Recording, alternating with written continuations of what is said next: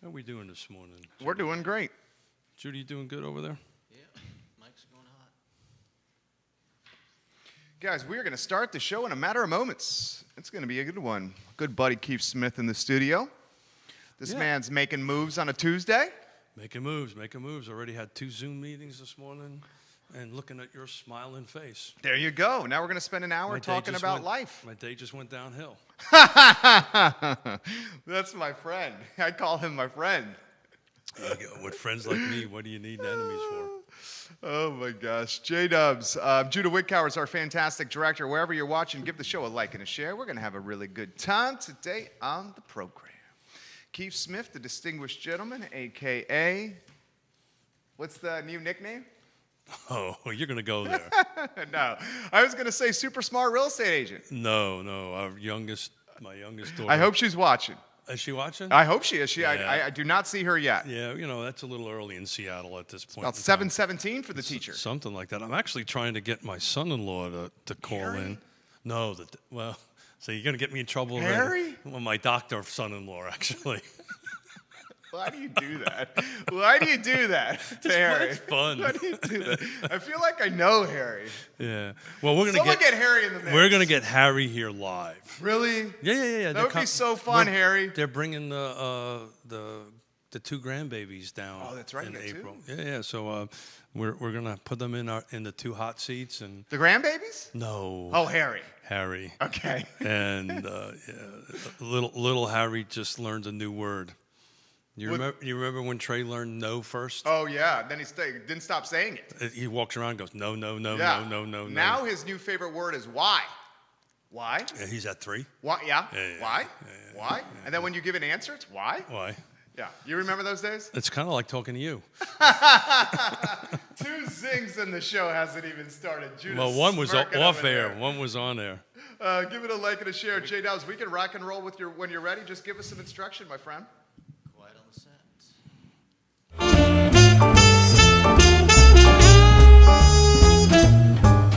You have a sense of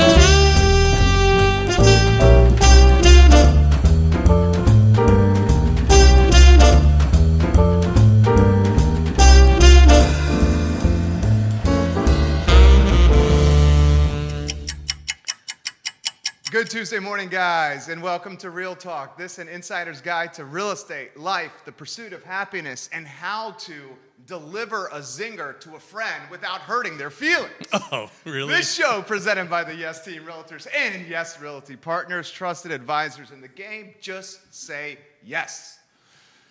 How are you? I'm doing good. Now I got to walk back my zingers, huh, today? I'm in rare form today. I've already had a couple of meetings. I'm good When to did you go. wake up today? Actually, late. Yeah, what's late for you? Is it the daylight savings that's throwing you off? A little bit. Yeah. It takes about a week for me to recover from Yeah, it. And right. The older I got, the worse it gets. Come on, you're a young man. Thank you. Around 5, I think. Okay. Something like that. That's pretty Rolled early. out of bed at 5. Yeah. Usually it's a little early. What do you do when you wake up? Check the market first thing? What do you do? No. The first thing I do. Ride your bike? Eat some Oreos? Oh, You like Oreos? Are you in rare form today, Mr. Miller? I apologize for getting 2 zingers before we went No, live. I love it. Because I'm curious of your routine. apparently I'm going to get a couple more back my way. You strike me as a creature of habit. I am. So do we really going to go down I'm this curious, road yeah. of how I start my morning? You're a successful guy. What's the creature of habit of a successful man in the morning? What's the routine?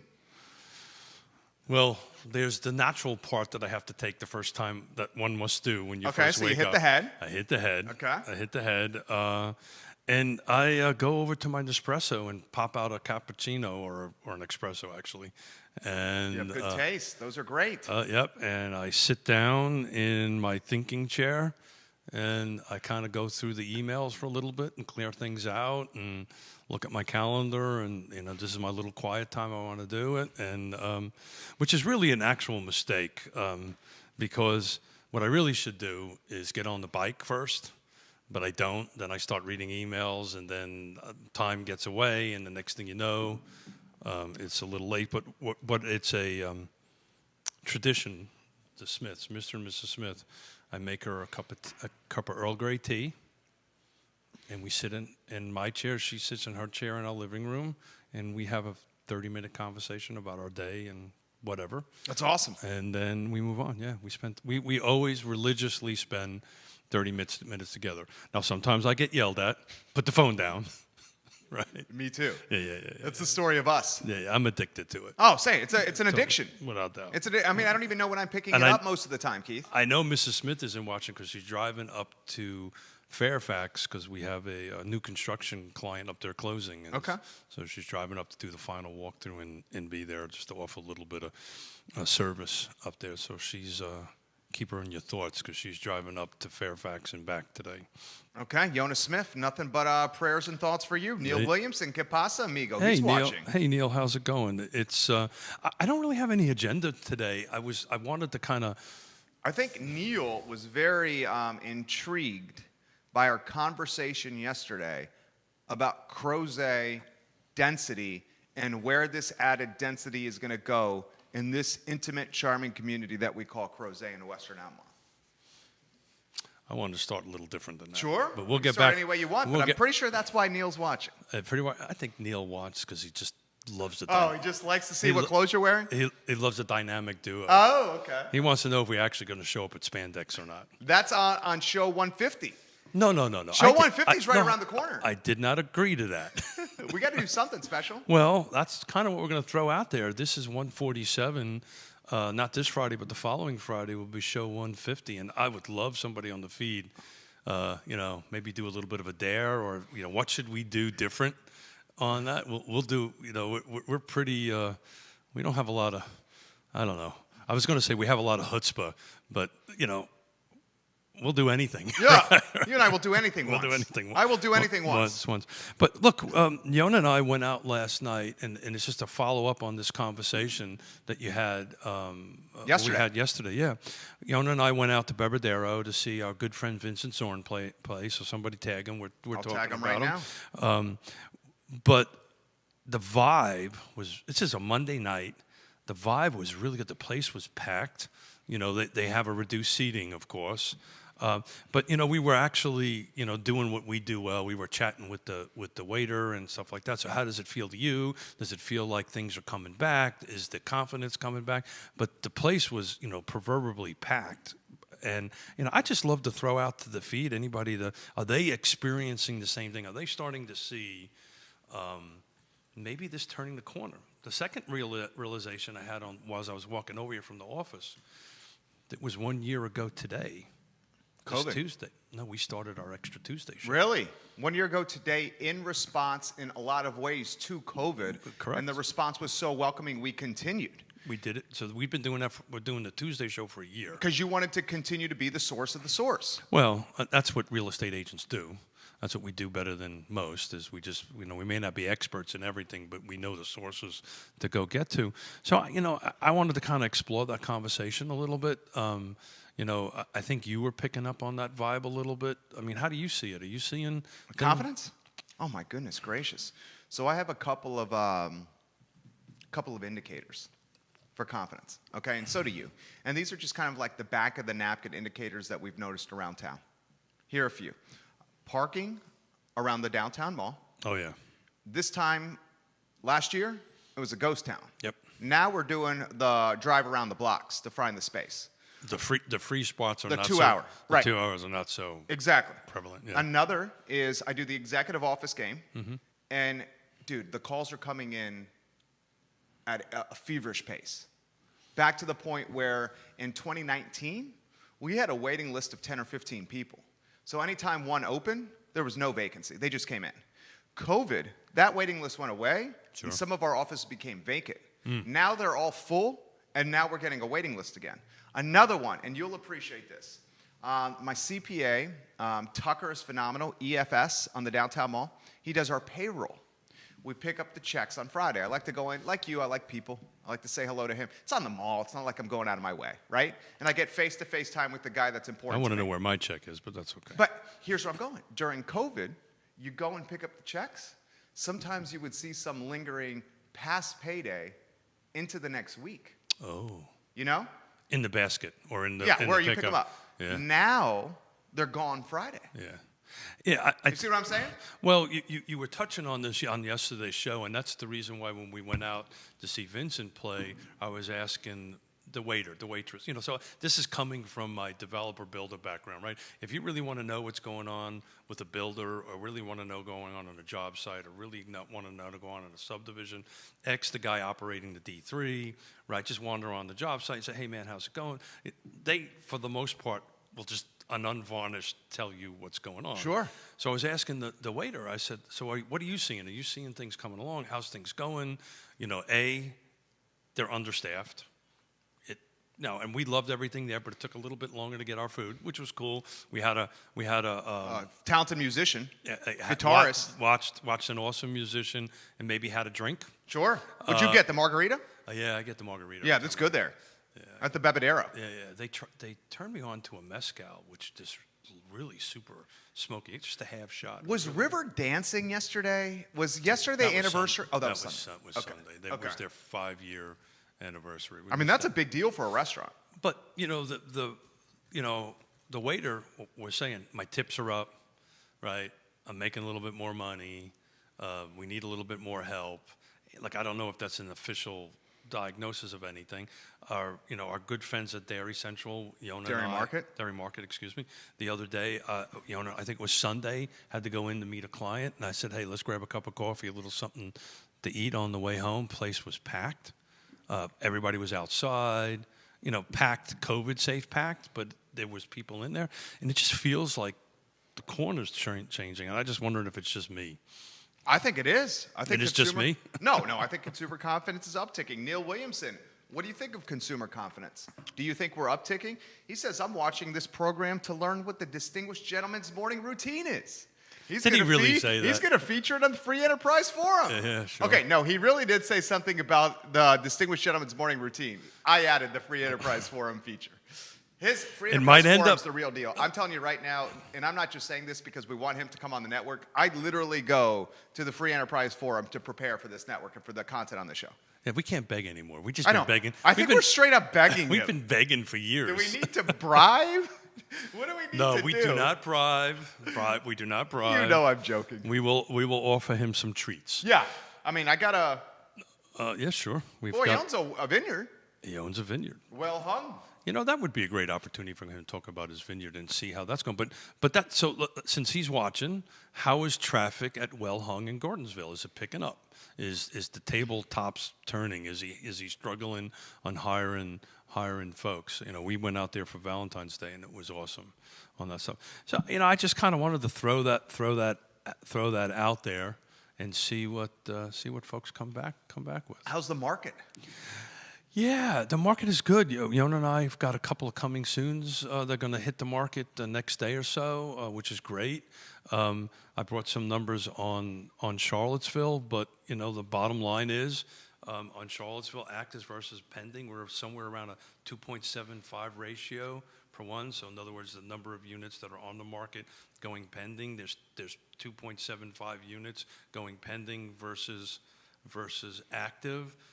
That's just, everybody's thinking that the city, Charlottesville, may be reducing in its appeal, and it's really not. The numbers are really not showing it. Carr did a great thing with Dr. Lisa Sturtevant last week, I believe it was, at the GM General Membership meeting, and she was talking about that whole trend, is happening. People are moving out to the country, but also people are staying in town. The problem is the numbers are the sale prices are a bit on the high side. The medium sales price is $415 for the last week. But homes are moving. Inventory is still lacking. We were having a staff meeting yesterday, and our team was asking us, how do we, kind of what you and I have been talking about for forever, how do we go ahead and convince Mr. and Mrs. Miller to put their house on the market? It's okay. We'll find you something. Well, you had some great ideas. Yeah, so these two coming soon ones that are going to hit the market either this weekend or on Monday, waiting on some photography to get done.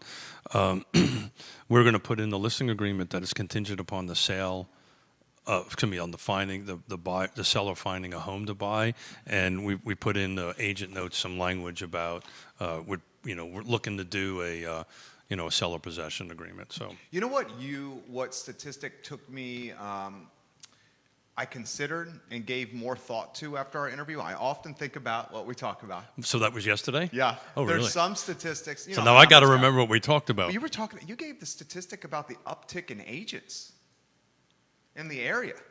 Uptick of agents. Yeah, how there's more in the game now than Oh, the agents. Yeah. Yeah. So that's not specific to us. Oh, okay. So Okay. that's That's what I thought. Yeah. So nationwide, Uh-huh. there's 15% more agents than there were this time last year. And you think that's directly an impact of COVID, where people want to be more empowered with their earnings? Ooh, that's a great question. I don't know the answer to that. Because maybe COVID showed us all when we got stuck at home and we were uncertain about work that we need to have like either a side hustle or something where we can kind of control the game.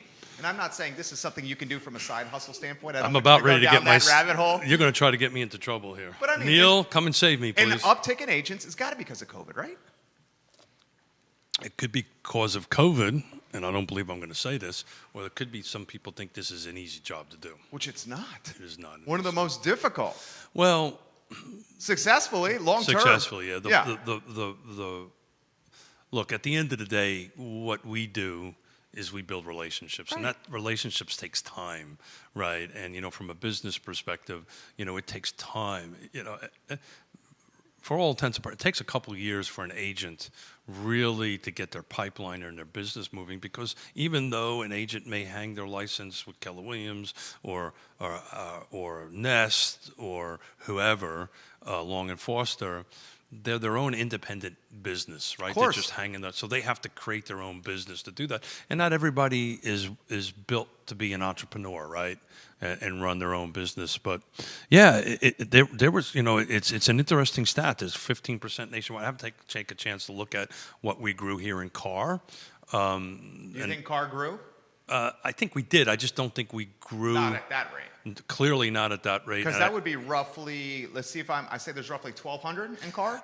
Yeah, I would say closer to 1,000. Okay, so 1,000. Yeah, just for simple math. So a 15% uptick around It's here would be $150. $150. 150. That's yeah. a fair amount. Yeah, I don't know the numbers, and Neil, if he's watching, he probably has access to that. Neil, do you have access to that? We're To curious. to that. I know that we look at the budgets on a monthly basis, and I can recall that we base how Carr's revenue is produced. Obviously, is from dues, right? So we're not quite hitting what we used to do in the past, but the point is inventory is dropping.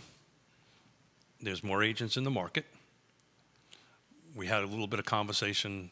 What's today? Tuesday, Friday, that it seems that some of the production developers are ramping down their sales to match their production, so they're not outselling their production. So they're not stretching their supply chain. Exactly right. Yeah. So that's going to put a little bit of a further pressure on the inventory. Interest rates are climbing up a little bit, right? So that's kind of helping a little bit. That's helping freeing up the market. But it's just just to look at the medium days on market for last week in Charlottesville was 6, right? 6. It's ridiculously low. Now, some agents will tell you, well, days on market's not the right way to look at it, but to me, it's just a simple snapshot on it. When we start seeing 30, when it starts climbing, then we'll start getting a little bit more to a balanced market, balance as far as buyers and sellers. I think interest rates are going to do that. And I'm probably going to get myself in going here, but I filled up my truck early this morning on the way over here. How much? $3, $2.95. So I got the Explorer. I cracked 50 for the first time since picking her up last summer. So when was the last time it was $4 a gallon? Probably when we were coming out or in the midst of the 08-09 recession. Because I remember, you'll appreciate this, and Neil Williamson says the Car Realtor membership is around 1,000. Yeah.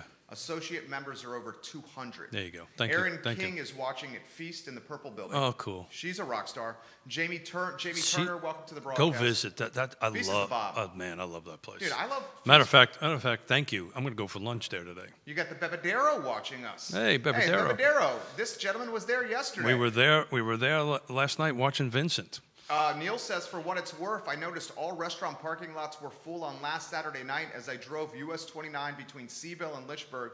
Well-Hung Vineyards now has 2 locations, Gordonsville That's and right, I Bono, forgot. Yeah. and both are performing extremely well. Good. 2008, yeah, knock on fake IKEA for you. Yeah, absolutely. 2008, 2009, I remember I was doing broadcasting for Monticello Media right off of Route 29 in Greenbrier, okay, by Pepsi Place, okay? And then ESPN reached out to me and said, we want you to do I remember that. a regional show, 6 affiliates. Here's the drawback. Where I had to do the show on ESPN Radio, 3 states, Got it. was deep in Greene County. So when I was in that's where the station affiliate is. At the time, it was ESPN 840. I think it was WKTR. I did not know there was a radio station in There Greene is, County. deep Look at in that. Greene County, off 15 behind the Farm Bureau Insurance, literally in the middle of nowhere. So when I'm negotiating, It's in the middle of Greene, not in the middle of nowhere. in the middle of Greene, you're exactly right. So when I'm negotiating this contract with ESPN, I put in there a mileage and gasoline allowance. Oh, good for you. Because I saw that the Good for you. gas was like $4 then. So what do you attribute the gasoline? I mean, here's how I see it. I'm going to throw it to you. I don't know if this is a slippery slope here. It but is a slippery slope, but I mean, it's worth talking about. Yeah, I mean, sure. we should talk about it. Yeah, sure. Here's how I see it. I like the new chair, by the way. Thank you. You start shutting down all these pipelines. You're going to limit the supply of fuel and gas, and then the price is going to go up. Secondly, if you flood the economy with trillions and trillions of dollars, you're going to get something that's called inflation. And then the price of a gallon of milk, a loaf of bread, yogurts for my son will go up. I think it's a combination of both. Well, if this path keeps on going and we hit $4 a gallon, it will impact everything across. Oh my God. Across. People will freak out once gas hits $4 a gallon because it will impact their disposable income. Of course, I was just trying to do some quick math in my head. You know, if you're spending $20 an extra tank fill up, right? Sounds about right at this point, or it will be at some point. You know, that's 4, 2, 4, 6, 800. Figure simple math. Figure $100 a month, right? If you're filling up once a week, assuming that's what you're doing, that's going to come right off the bottom line on that end of it. But the reason I was thinking about it was a little bit different. I was trying to tie back to Neil's question about density and growth and how do we, basically what we're talking about is supply and demand of homes, right? Well, everybody can understand a gallon, how much they're paying for a gallon of gas. So as the gallon of the gas goes up, right, for whatever reason, there was regulatory, whatever it is, and it's putting restrictions or the market is Limiting supply. We're limiting supply. Yeah. Well, OPEC is also turning the nozzle down a little bit on that end of it, but it's impacting the market. So if we're going to have a session on the 18th, the Regional Housing Partnership, which I'm chairman and I'm moderating, where we're going to be talking about zoning and zoning hurdles for this stuff, which is my famous red tape into green tape. Sure. So if we can kind of tweak the green tape a little bit, but tweak the red tape a little bit, but we're going to look, Your buddy Michael Plecker says oil land leases being canceled left and right. Yeah. I mean, it gets back to limiting supply. Yeah. But I'm somehow or another, in my infantile way, trying to tie gasoline to house supplies. I can tell you how it's tied. I'll let you do that, and I'll sip my cup of coffee. Well, and tell me if I'm wrong. Sure. Okay. So as the price of gasoline goes up, and as we start flirting with $4 a gallon in gas, my fear is the outlying counties that have gotten so extremely popular because of their affordability, they will now have potential cause for concern unless the buyer has an electric vehicle. That's the only way that the buyer is going to be able to justify a 45-minute commute over a mountain on an interstate to Charlottesville from Waynesboro to go to work when gasoline is $4 a gallon? Because, dude, $4 a gallon, my Explorer holds, how much does your truck hold? I want to say 16 gallons? 17 gallons. Okay, so what is that? $64, $70? Yeah. I mean, good night. And Keith, I don't even drive like a lot of people. You drive a lot. I do, and Yona and I do this because we like doing it, but we sometimes take one vehicle in and coordinate. That's our half-an-hour meeting and all that kind of great stuff. We'll just start ramping that up. You disagree? I actually disagree with you. Okay, tell me. I think, well, not disagree, but let's say I look at it a little bit differently. The inventory, the amount of buyers out in the market and the need to buy is there. People are going to buy in Greene. People are going to buy in Fulvana County. People are going to buy on the other side of the mountain. What they're going to do is this extra $100 a month. Let's be honest. They're just not going to go to Bebedero on Monday. Okay. So you're saying as opposed to potentially impacting housing, it's going to impact potentially shopping, retail, restaurants, disposable fun. Right, because you still, right, if I'm looking at what I'm going to pay for rent versus buy, it's still, we're a long way away from that not being a good deal, right? Making sense, physical sense. You're saying if you could save $75K buying in Waynesboro over Charlottesville, or $125K, whatever it is. Whatever it's going to be, what you're going to do is you're going to cut your budget someplace else, right?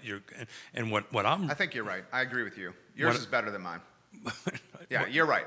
But what I'm worried about is River. What I'm worried about is these restaurants that are just about ready to get going here. And, let's face it, the restaurants are your discretionary dollars, right? And if you don't have the discretionary dollars, because I'm spending 100 to 2, whatever the amount of money is per week, putting it into my vehicle, I'm not going to go out to eat. So the restaurants are going to even struggle. We're going to hopefully get to this herd immunity thing, which the reason I was saying earlier, I want to bring in my doctor son-in-law.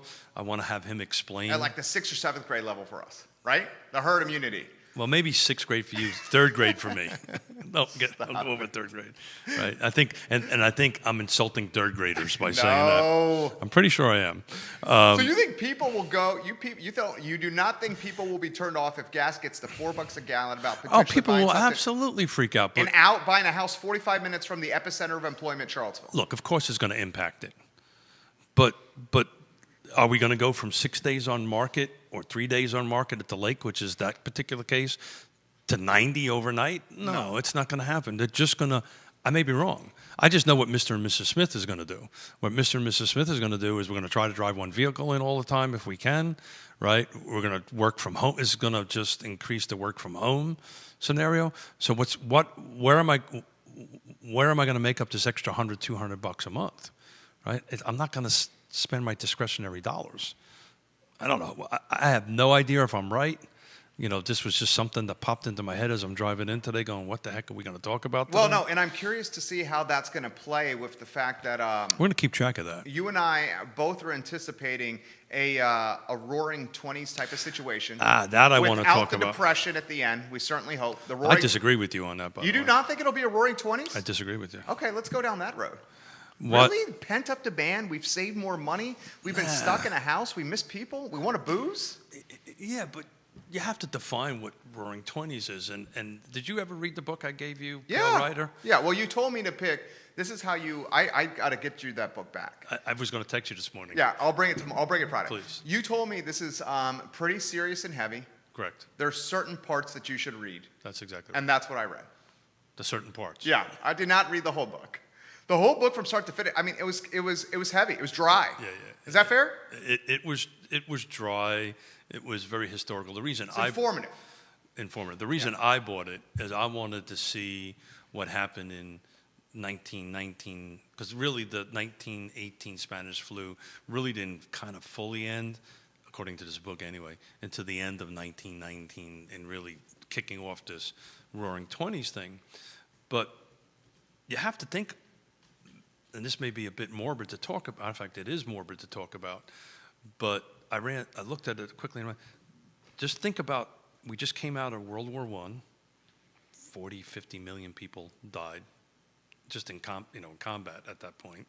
Then there was 100 million people died from the Spanish flu. You put them together in a period of time, and you got to keep in mind, we weren't 240 million, whatever, 300, whatever we are in country. We were substantially less than that. So that percentage number was big.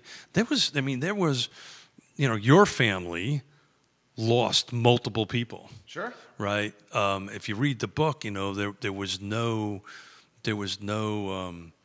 social network left over. Right. So there was no adoption system. So people, God forbid something would happen, Trey would come to us. Right, because we were friends or we were family members. This was a big, if you have to read that book, this was a big thing. Thank the Lord, fake IKEA, we never got there, right? It's what we were going through is unprecedented, it's scary, it's frightening, but we're not. At World War I, flu pandemic levels. We're not a couple hundred million people dead. So why don't you think that this is going to be the Roaring '20s? Because everybody, if you read the book, everybody was like, Katie bar the doors, everything is free. I don't think we're mentally really there.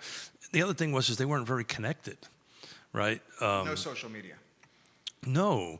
And social and Zoom has allowed us to at least maintain some kind of human connection with our friends and family. No, is that what you're saying? The world was very small at that time. Sure. Right? Your family never really left your little pod, right? My family never left that little pod. We don't have these wonderful things that are in front of us in these phones where on Tuesday. So you're saying people will not be chomping at the bit for the human connection? No, I'm not saying that. I agree. I visualized that last night. But the Roaring '20s was, there was no rules. If you really read the history of the Roaring '20s, that was it. There was no rules. We're not going to go there, I don't think. What do you guys think? Put it in the feed. How do you guys see what do we think? Maybe Q2, Q3, when vaccines are out there? I read an interesting article by a doctor from Johns Hopkins. He said end of second quarter? Yeah, end of April. End of April. Everyone's going to have it who wants it. Well, we're going to reach this herd immunity, and this is the reason I want to bring in your doctor's son, my son-in-law doctor to explain it at a third grade level. Sure. Maybe somebody can. I know our good friend Alfred over here tried to explain it to us the other day, but he's the smartest guy in the room. I would agree that Judah Wickower, our director, is very versatile in his intellect. The second smartest thing is probably Liza. Is Liza. Yeah, right. You and I. And I'm not so sure. All you and I can do is talk. That's what we can do, Keith Smith. Oh yeah. That whole thinking. What did your mom say? Oh, God, I'm not going there. What did she say to you that one time? And you're like, Mom, really? I'm going to let that one go. So we got comments coming in. Yeah, cool. That's what I was hoping for. Yeah, so first I want to ask this question, and I want you to put your thoughts in the feed. Judah, we're going to put you on the spot. Ooh. We're going to say, you know he doesn't like that. I know, but, he's intelligent. Judah, what do we think? And he's good looking, too. He's very good looking. He's not called the young cower for a reason. You know this man's age? I'm not even going to say it. No, don't do that. He's the young cower. Look how well he's aging. So this is the question I want to ask Judah, the director. Don't do that. How do you see this period when the vaccinations get out, whether it's going to be the Roaring '20s or not? You think about that. I'm going to give some comments that are coming in on this topic. Judah always has great things to add to the show. Jamie Turner says this, and we got to make sure we get that in the microphone if we can, J-Dubs, because I want to hear your sharp intellect. Jamie Turner says, "Thank you for the welcome, guys. I love this show. My fiance and I recently moved down to Orange County, Virginia, since working in D.C. We went remote back in March. We cannot beat the money saved in the space compared to the small condo we were in Washington, D.C. So it sounds like, Jamie, you moved to Orange County from living in Washington, D.C. because you and your fiance were given the opportunity to work remotely. Please let me know if that's right. And then when you were given the opportunity to work remotely, you chose to move to Orange County for some more space, backyard, lower cost of living, more house. Is that right, Jamie Turner? And the other component to this is people are saving money. I think we went from the bottom of the list as far as countries like 4 or 5. Because Americans historically don't save money. We do not save money. Yeah, but because of this, we have. Well, many of us. Many of us. More comments coming in. Sure. Andre Xavier will get to yours. Grace, we will get to yours. Judah Wickower. In fact, you want one more little bit to think, or are you feeling good about your answer? We can give him a minute because I want to do a shout out to somebody. Okay, please. Barbara Lundgren's birthday is today. Happy birthday, Barbara. 40 years young, Barbara Lundgren. You look beautiful. I thought she was 25. She told me she was 25. I mean, she's aging like a fine wine. Yeah. I just wanted to, it popped up on my phone. I wanted to take an opportunity and wish her a happy birthday. Did I give you enough Someone time? tag Barbara Lundgren. We love Barbara Lundgren on this network. Judah Wickower's got the mic in front. Don't you love this dynamic? Judah Wickower, my I friend. love it. I love it when I take notes because I can remember. Well, we should take notes when this guy's about to talk. All right, I'm ready. I got a Yeah. pen. Judah Wickower, what you got? So you're asking if we are headed to the roaring 20s once enough people are vaccinated and people are free to go out and do what they want? Yes, sir. Go studio camera here. Why don't we go studio camera here? Is there any way to get Judah's fabulous headshot and mug on this screen? I mean, the man's looking super handsome today. Let's see. I like it. I don't think there is. Okay, we'll go studio cam. They can get the back of your head. Stick my head out like that. But, Okay. Finish your thought, though.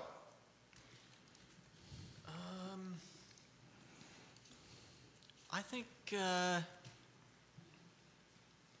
I think it's going to take a while to get to anything close to something like that. I mean, we've got you've got people that are out and about already, who are not really that terrified by what's going on, and I think they're just going to continue their lives the way they have been. And then you've got people who are coming to a decision pretty soon about whether or not they are safe to go outside. I mean, it's mind-numbing to me to think of someone who's hasn't left the house in a year. There's a lot But of people. there there. are So we got to be people careful. like There's that. a lot of people. Yeah, so You're empathetic to that. I know you are. Yeah, I was about to say we Yeah. need to be thoughtful. There's a lot of people. Yeah. You know that. Yeah, But I'm not saying anything against them. I'm saying that they're coming to a what do you call it, a Realization. Well, I want to add to that conversation, if Sure. you don't mind, Judah. Can we get a camera on you, Judah? Can we So- put this one on you? Because you're helping this show, baby boy. So Please don't call me. oh, baby boy. I love calling people baby. Whenever I say that, everyone gets so taken aback. That's literally why I do that. Yona's watching. She just liked the show. Ooh, are you doing this driving, honey? Yona literally just liked the show. Yona Smith, que pasa? Welcome to the broadcast, Yona. I think I need to go track her and find out where she is. You know her by her phone, dude. Jamie says exactly. The rent in D.C. compared to our mortgage here is insane and not comparable. Absolutely, but you also save money because you're working from home, too, right? But so I do what we do, right? So everybody we bump into, we ask questions. So yesterday I had a conversation with the owners of Jaybird. So Jaybird is the coffee shop at the Studio X where we have our offices at, right? And you know, John's a great guy and so forth and so on. I said, so how's it going? How's business? Hey, are you seeing the same thing? Are you seeing things uptick? And to play off of Judah's comment, he said, we adapted to the market, to so forth and so on. He says, there's a gentleman that they deliver coffee to every week, right? Curbside, drop it off at the porch and go in.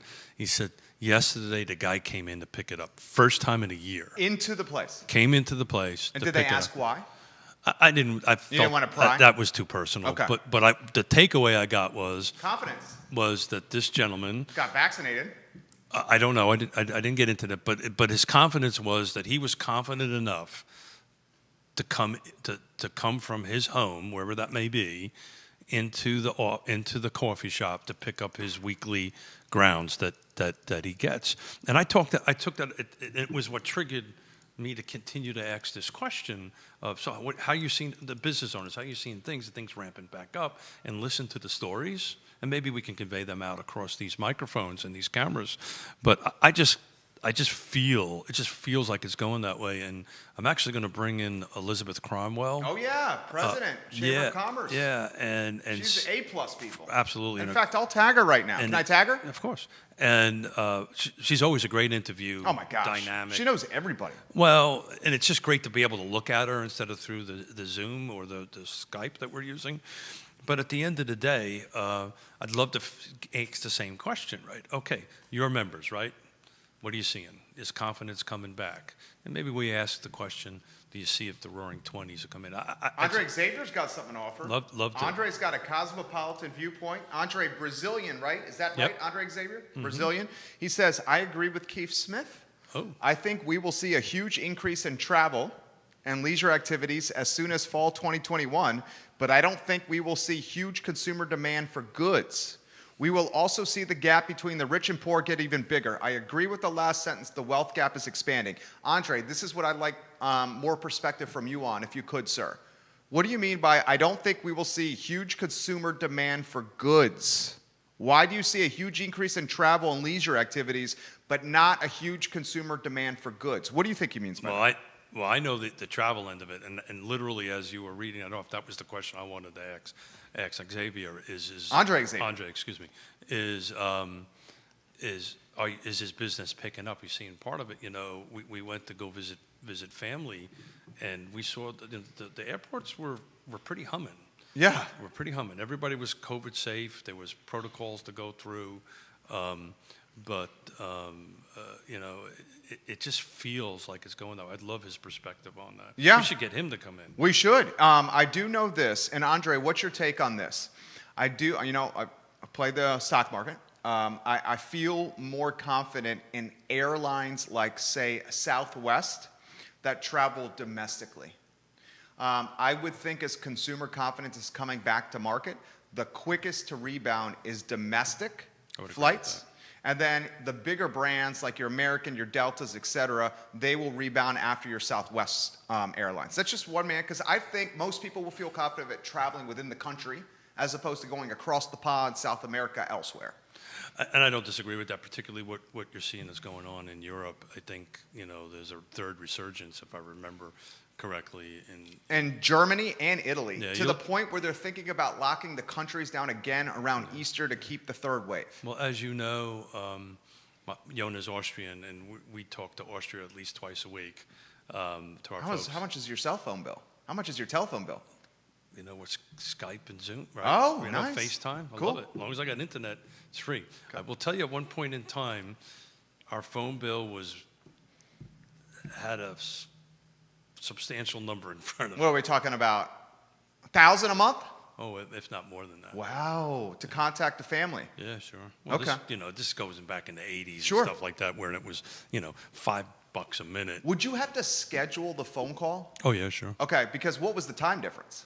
Well, it's 8 hours. Well, That's not bad. yeah, it depends on the time of the year, because their daylight savings is a little different than that, which brings up a question.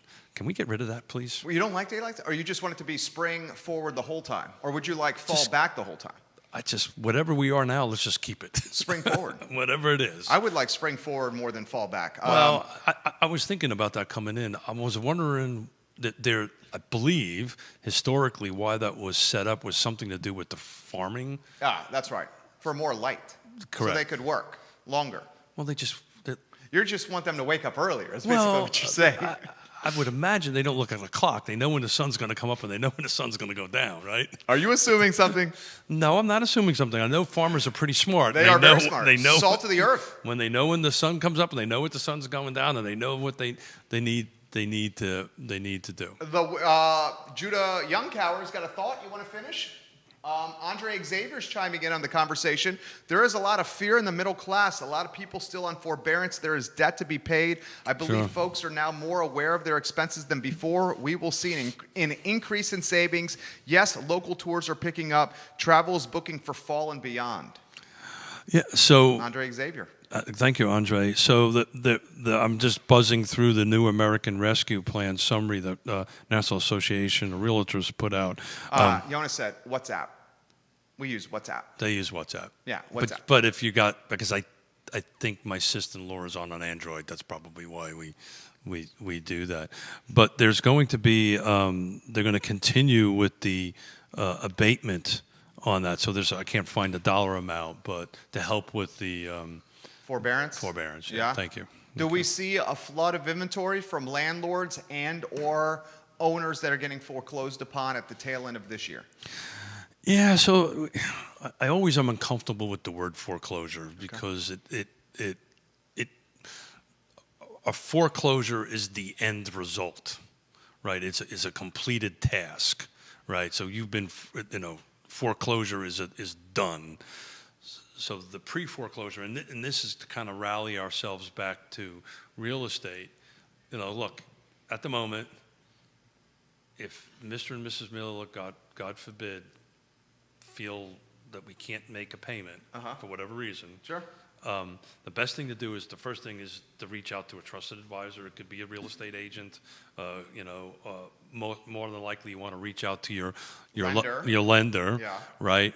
But Most likely your loan's been sold a couple times. correct, and you would get notice on it. course. You know who to call. So go to your online portal and get the phone number. But the reason I'm saying is if there is really an issue with that, in today's market, I mean, Charlottesville, 6 days, Lake Monticello, 3 days.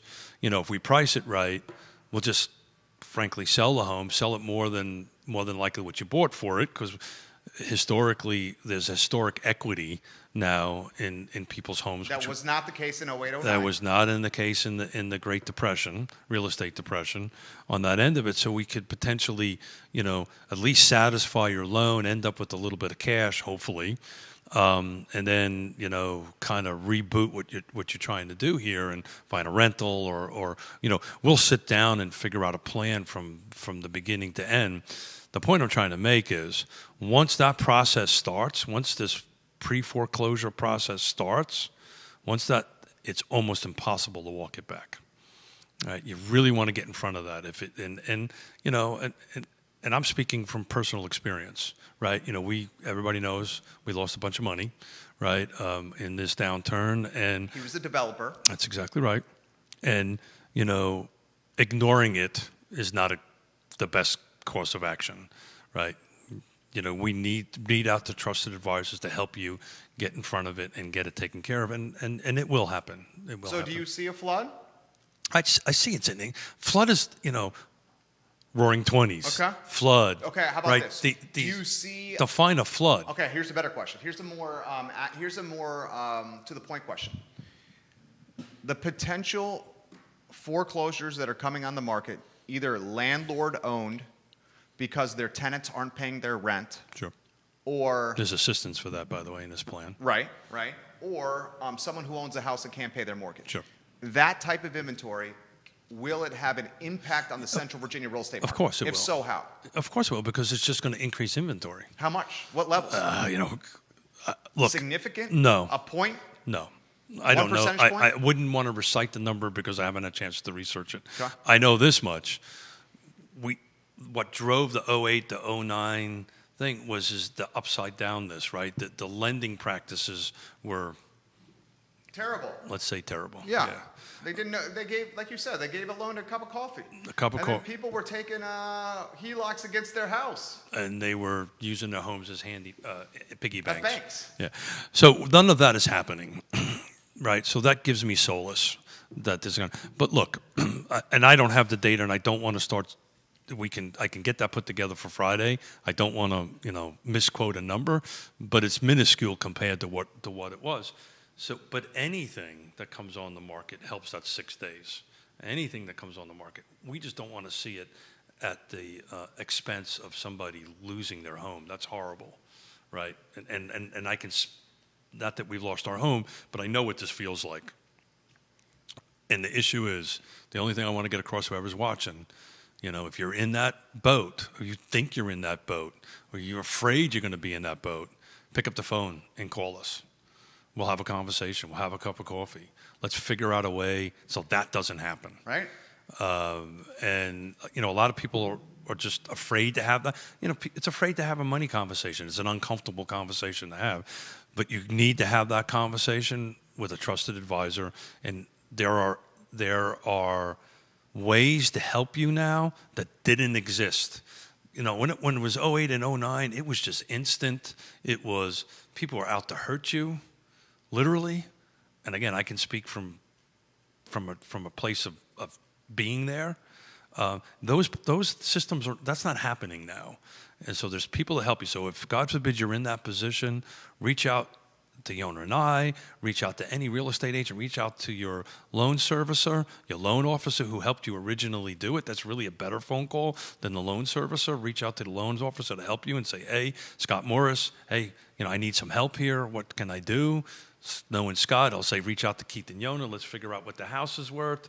But there's a team here that's behind you that can help you get there, to get it done. And it may not be selling the house. It may be negotiating something with the bank that we're able to help facilitate.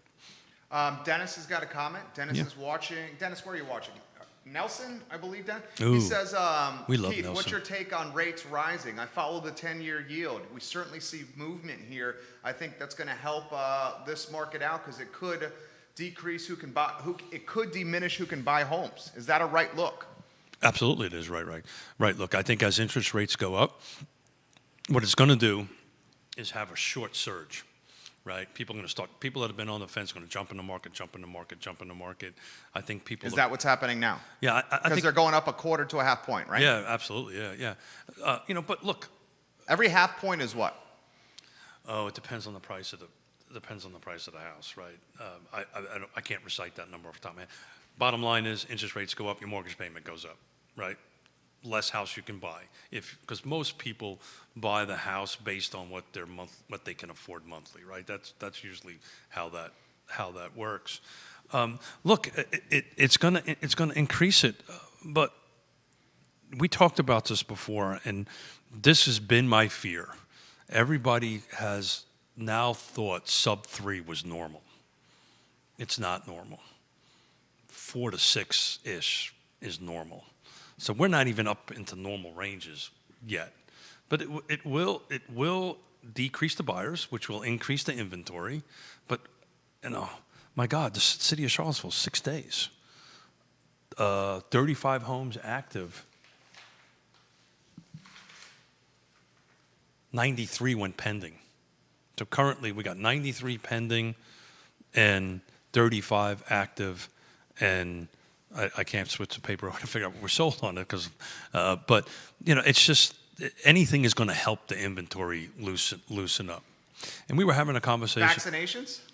Absolutely, everything. Confidence. That's the reason why I wanted to ask this confidence. Open houses returning? Well, we've been doing them. We're going to do a couple on these coming soon. We Open as, houses with people in the structure. Yeah, we as an industry adapted to that pretty quickly. Because there was talk in the beginning of COVID that they could go away. They could, yeah. There's a very strict protocol that we use on it. They're not as commonplace as they are. Let's be frank. They don't get that far. Open houses. No. We don't. You put something on the now market. in this market, Yeah, it doesn't get to that point. It doesn't get Got that it. far, Got right? it. Right. You put if it's priced right, you put something on Monday, it doesn't make it to Sunday, right? So there's never, there hasn't really been a need to have open houses. We love doing them, Yona and I, because we love to interact with people. But from a market perspective, it's really not been needed, right? Frankly, I mean, not now. It's not now. But I think everything we're talking We about. got comments on the open house coming in. I think everything we're talking about. So, on the Regional Housing Partnership, I don't use the term affordable housing. I use the term a healthy housing system, right? And to put a little bit of definition to that, what's affordable to you and me may be different to Judah, may be different to somebody else. So it's a very hard thing to quantify, right? It's almost insulting, frankly, right? So, but a healthy housing system means is that there is housing choices for everybody in the spectrum, from one level to another level into that. So my hope is, but some of these things going in the right direction, we kind of create a little bit more of a healthy housing system, which I think will be good for everybody. But to go back to Neil's original comment, it's a supply and demand thing. If the builders can't produce, right, they can't generate lots, they can't build houses, they're kind of saying, hey, we're tamping down the sales. Yeah, our supply chain's too tight. We don't have land to build upon. We don't want to outrun our ability to produce. We don't want Jerry, the drywall guy, to all of a sudden leave, and now I don't have a drywall guy, Yeah. which is a big issue. Especially because it's Jerry. Well, And he's good. no, he's not. You're good at a lot of things. Drywall? Dude, I can't do anything repair, anything like that. I disagree with that. My wife is I disagree with. phenomenal at I it, though. disagree with that. My wife fixes everything in our house. I disagree with that. You know what you can do? YouTube. Call. Call Keith Smith. No, well, Call my wife. You can call me. My list is rather long. I can help Neil you. says interest rates directly impact housing affordability. It does. That's exactly right. So that's he said it in a better way than I'm trying to say. So as interest rates go up, what you can afford goes down. Interest rates go down, what you can afford goes up. But that's going to impact sales price too. But the chasm is so wide at the moment. We've got a long way to go before we get that way. And what we're going to try to do here is keep a track on it and keep everybody up to speed on it. But excuse me. But the needle's moving. It's moving awfully slow, but it is moving.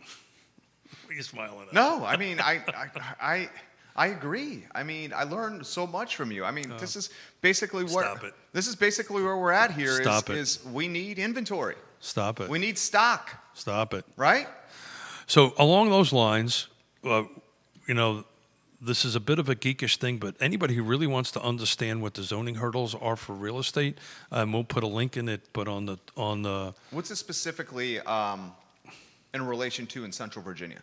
Say it again. Specifically in relation to Central Virginia, the zoning hurdles. Are we talking Albemarle County and the 5% of yes. developable land? Yeah. So who we have coming in is the Vice President of Governmental Affairs for Home Builders Association of Virginia. We got Charlie Armstrong coming in. Charlie Armstrong is with Southern Development Homes, and we have Charlie. And we have our good friend Chris Henry. Nice. And what we're going to talk about, and we'll put the link in there if you can join us. It'll be a webinar. We're going to be talking about, basically what's the barriers to it and how. When is it?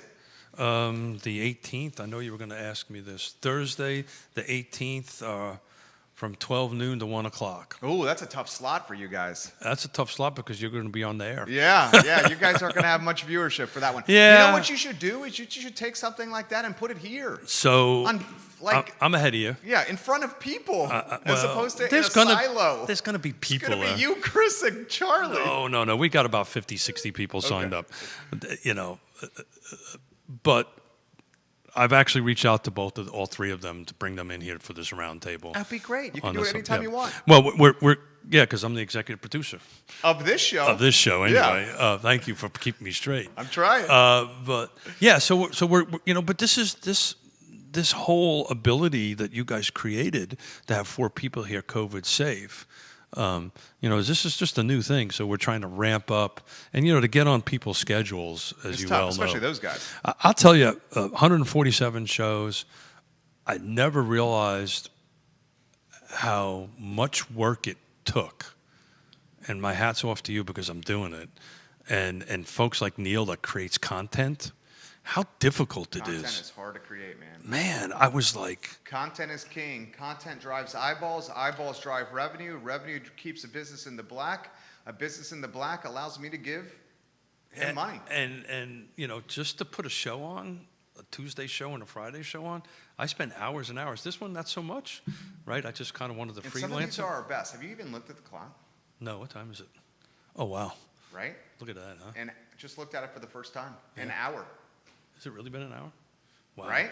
Yeah. So that's when you know it's clicking. Yeah. But look, not that this needs to be a bro fest here. Sure. But our chemistry is clicking off, and we're doing great. I have to tell you, I did enjoy our show on Friday. Yeah. With Emily, and I got so much feedback. Yeah.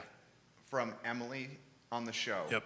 From women who appreciated the female perspective. And our chemistry is working. I was literally going there. You know what? The one thing I learned on that. What's that? Thing?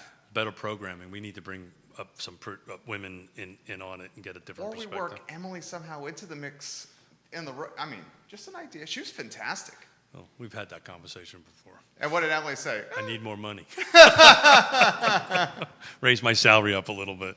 But yeah, we're going to do that. But my point I'm trying to get at is we now can do this. This has been a year of us. Really, if you think about it, this has been a year of us constant adapting.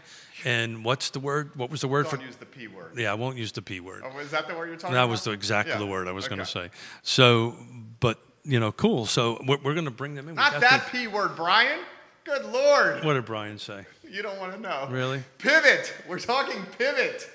Brian, we just leave it at that. But actually, no, Brian, no. But actually, The other P word, if I think what it is You're not thinking this one. oh, really? Yeah. Oh, I'm sorry. He was yeah. joking. Oh. Pivot, Brian. Pivot. Oh, it's Brian. Where's Brian from? Brian, where are you from? Please let us know. He's laughing right now. Is he laughing? He's joking. So, any other feedbacks on that? Sure. Let me get to And we want to throw out there, seriously, this 150th show is coming up, and patience. Jonas says is the P word. oh yeah, good word. Well, look who she lives with, right? Neither you nor I. That's one of our strong suits. I'm not. Are you patient? Well, Jonas, Keith's patient. No, if one must be honest. My wife would say he's the absolute opposite of me. The absolute opposite of patient. So I will tell you, I struggle with that. Me too. And I really, really consciously try to do two things: get better with my patience and interrupting people. Now, having the hearing aids helped that second one quite a bit because I didn't realize people were not speaking, because I just didn't hear them speaking. She says you're patient at times. At times. That's what she said, at times. She didn't say that last night. She said yes, at times. In quotations. I love when she does So I that. want to know where she is. Please ask Yoda, her where where she you is. at? Because she's supposed to be up in Northern Virginia right now. Maybe she is. Uh-huh. Maybe she's stuck in traffic. She better not be stuck in traffic talking on the Or phone. she's Bluetoothing. You can Bluetooth. Yeah, she can. With keep your hands on the wheel, The Subaru is pretty cool with that. right? The Subaru is fantastic. The smart cars are amazing. You wanted a question, Yeah. okay? And Uh-oh. this is from What? Hold it. It's 11:17. We got to go. I know, and especially you, because you got something coming up, right? I'm actually good. I think. Nelson Reeves said, Jerry and Keith, I found this entire conversation fascinating. Please go a little deeper into gasoline and the surrounding counties as a man who has a family and a home and investment property in Orange and Louisa. So, Nelson, your primary residence is in Orange and you have investment property in Louisa. Am I reading that correctly? So he wants your take. Well, we kind of covered it a little bit. Just to recap my thinking on it is that I don't think it's going to impact. It's going to have a larger impact on the economy. I don't think it's going to have an impact on housing. Totally may be wrong, right? Everybody was predicting COVID was going to devastate the housing market. It did for a very short period of time. And then we had either, depending on who you talk to, a V recovery or a K recovery, right? And don't really, to be honest with you, I think we had a V recovery. Some people might think it's more of a K-shaped. Depending on where you are. Depending on where Yeah. you are. I think what's going to happen is, if depending on where it's in Louisa, and this is going to, and I'm fearful for my good friends that are in the restaurant business. That's what I'm really fearful because they're, look, let's face it. At the end of the day, shelter's going to come first. Getting back and forth from work is going to come second. The discretionary dollars to go out in a restaurant is probably going to suffer. I may be wrong, and I hope I'm wrong. But incomes surely aren't increasing, at this rate. And who knows? Maybe things might change. OPEC may open up the valve, whatever it is. And the reason I think we're going to see this, and the reason I think it's going to be struggle, Virginia legislature did a great thing, in my opinion. It adopted this new EV laws. To put it in very simplistic terms, they basically adopted the California Clean Air Act. Right? I think there's 13 or 14 states that have done it. Virginia's done it, and I'm trying to get Ms. Hudson in here from Sally Hudson. Sally Yeah, Hudson. she's a Thank delegate. you. Thank you. Get Sally Hudson in because she voted against this. She didn't vote against the EV thing, but she voted against funding it. So it's an interesting thing.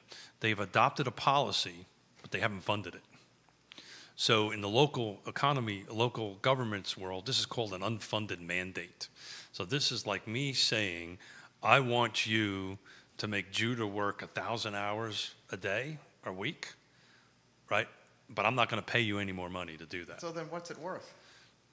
So that's the interesting thing. So the thing that was on the table, and maybe next year will happen, I guess COVID ramp. I haven't had a chance to dig into it. That's the reason why I would like to get Sally to say okay, because she didn't vote for funding it. So I'd like to understand why, because the bottom line is something like a $2,500 rebate for an EV. I believe it's like 7,000 and change on the federal side. You put those two numbers together, something like a Bolt that's maybe 30, 35,000 becomes super affordable, becomes a little bit more affordable. There's a component on this EV thing that nobody's talking about. You now need to put an accelerated charger in your house, unless you do if you do the 110, I think it takes like 12 hours to do it. I've done enough research because I'm looking to buy one. But you need to do like a 220 charger. How much are those? A couple of $1,000. Okay, so people aren't talking about that. Right, so that's the rapid charger that does it in a couple hours or 45 minutes or whatever. And part of this EV bill is to help the infrastructure, right? So if you live in an apartment complex and it only has one EV charger and there's 5 cars, how's that going to work, right? So there's a lot of the goals and objectives, in my opinion, are good. I think the market is seeing this already, and I think it's going to make a huge difference. So that might change this whole dynamic. But, I think you're going to see builders starting to include some EV chargers, at least as an option. They're probably doing it already. They may end up, if you're building something on the other side of the mountain. You think a standalone single family, the builder includes the battery charger in the garage? Or are you thinking this is more potentially like townhomes, apartments, and condos that have one charging station for everyone to go to? So it's both. Okay. And then you're going to see. So you think custom home building? If I was, I think you're right. If I was in the custom home building, You would be offering that.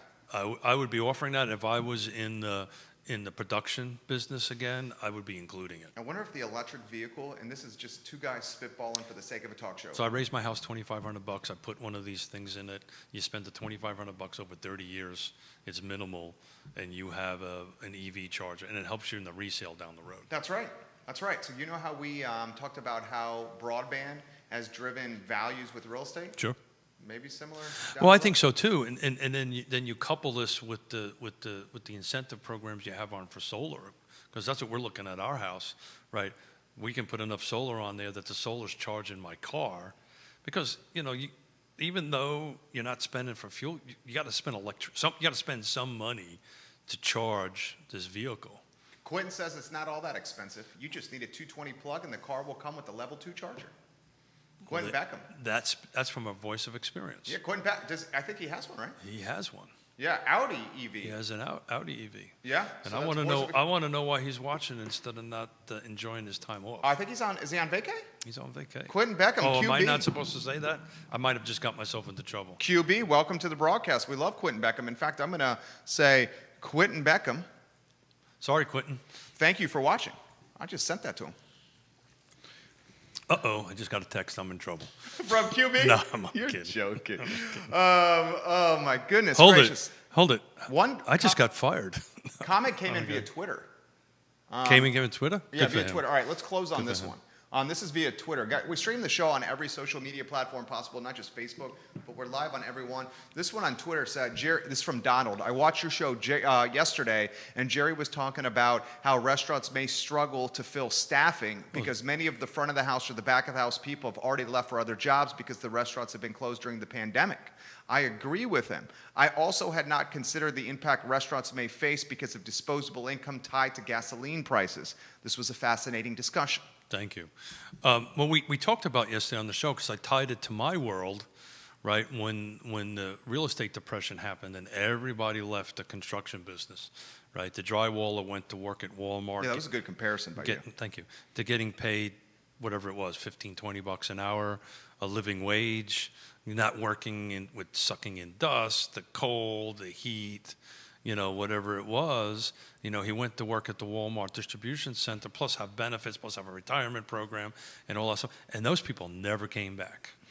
And that was part of the ramping up problem, right? Because it's been 13 years we started was anemic. It went from like 2 million units down to 400, and we're gradually going back up there. But the pent up demand of new construction is such. I think that may be the same problem that you might see in the back restaurant in industry. the back of the house, in the front of the and house. that problem already existed before the pandemic in this sure. area. Sure. Well, that was because we were number 10. We have too many. 10. Well, 10 or 4. I mean, from a We're lucky. From a restaurant owner standpoint, we have too many. From my perspective, It's great. There was no such a thing. Right. But from a restaurant owner standpoint. Yeah. The margins were narrow to start with, and it didn't. But I'm just looking at it from an employee perspective. That's the reason why there's a struggle, And that was literally the conversation I had with the waiter yesterday. I said, "Well, so what did you do? Where did you go? What was happening?" Just me being me, asking W questions on the end of it, and just having a great conversation with a waiter. But he echoed what I said. That's the problem. They've got other jobs. They found other jobs, and maybe did different career paths or an education path. That's what happened in Alaska. Turned down. People went in and got an education on it. They kind of grew their different things. So I may be wrong, but I think you're going to see a harder struggle.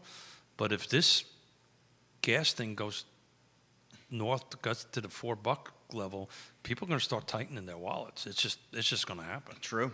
Here's a good way to close. Laura Troy's watching. Jerry, we're watching in Spring Creek. We put you on the big screen. We've watched the show from start to finish. Big screen. Please tell Keith this was one of his best ones. Oh, thank you. Laura Troy in Spring Creek. Laura, thank you so much. It's amazing. And we had little planning for this other than the drive coming in, frankly. And I will tell you, it must be the super new chair. You like it? I feel very comfortable. Everybody likes it. I like it, the new chair. Yeah. I could take a nap later. Please don't do that here. Shut up and get to work. That's kind of what I'm saying. Keith Smith, Judah Wickower, Jerry Miller. Yes Team Realtors, Yes Realty Partners. The program is Real Talk. The Yes Team Realtors are trusted advisors in the game, people that will go to the wall and back for you during a tough and stressful transaction process. My friend. Thank you to Judah over there. But I don't know if you can, but put it in the feed some ideas for Show 150. Sure. Show 150 is a week from? No, a week from this Friday, so two Fridays away from now. A week from this Friday is our Show 150. Smith wants to wear spandex again. No, I do not. Not so fast, my friend. Not so fast. So it's the 26th is 150. 26th. That'll be a good. We should do something special. We should do like a cast of characters all-star session, and we just get them, coming in. This you don't like that idea? No, it's scary. Because I literally was thinking that this morning. Yeah, that'd be great. That right? we would reach like out. our favorite guests. Our favorite. Well, they're all our favorite. Yeah, but you know what I mean. But yeah, to do whoever we can get in there. Like a reunion show. Ooh. That'd be fun. We need more than. Can we knock that out in an hour? An hour? Huh? Now, this is where Jerry says, let me think about it. Judah, he's giving me the look. We're getting out of here. Real Talk, presented by Yes Realty Partners and Yes Team Realtors.